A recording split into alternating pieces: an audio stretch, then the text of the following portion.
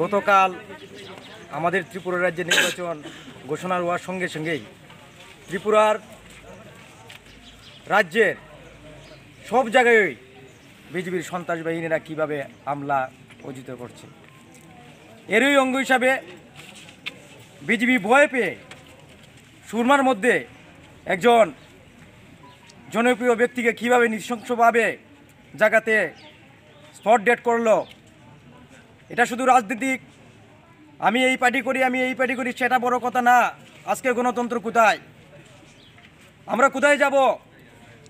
এইভাবে যদি আমাদের মধ্যে এক প্রণোদিত নমসূত্র চলে গেছে, বিজেপি প্রথম দিনে যদি এক প্রণোদিতকে নেয়, আগামী কয়েকদিনে কত প্রণোদিত আমরা হারাবো।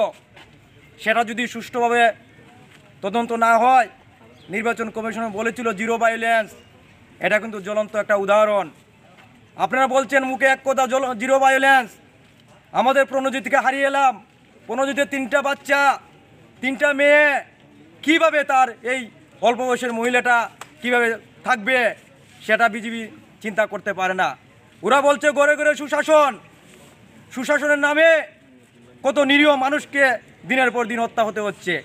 আমরা সবাই রাজনীতির ঊর্ধ্বে এসে এককভাবে এই অশুভ শক্তির বিনাশ ঘটিয়ে মহারাজার নেতৃত্বে ত্রিপুরা রাজ্যে একটা সুন্দর সরকার প্রতিষ্ঠা হওয়ার জন্য আমরা রাস্তায় নামব। এটুকুই বলার, আর কিছু বলা না। এরা অনেক ষড়যন্ত্র করবে, কোথাও পাহাড়ি বাঙালির মধ্যে ষড়যন্ত্র করার জন্য মাইল লাগার চেষ্টা করবে। আমরা যাতে একটু তাদের ষড়যন্ত্রের বিরুদ্ধে আঙ্গুল তুলে একে হাতে হাত মিলে আমরা লড়াই করি, আর নাহলে কেউ বাঁচবো না। এই ত্রিপুরায় যে অশুভ শক্তি যদি থাকে তাহলে কেউ বাঁচবো না, এটাকে বিদায় দেন। এটুই আমার আহ্বান থাকবো আমার মারা বোনের কাছে। আপনার নাম? আমার নাম অর্জুন নমশূদ্র, আমি সুরমা ব্লক তৃণমূল কংগ্রেসের প্রেসিডেন্ট এবং সুরমার উপনির্বাচনে বিজিত প্রার্থী।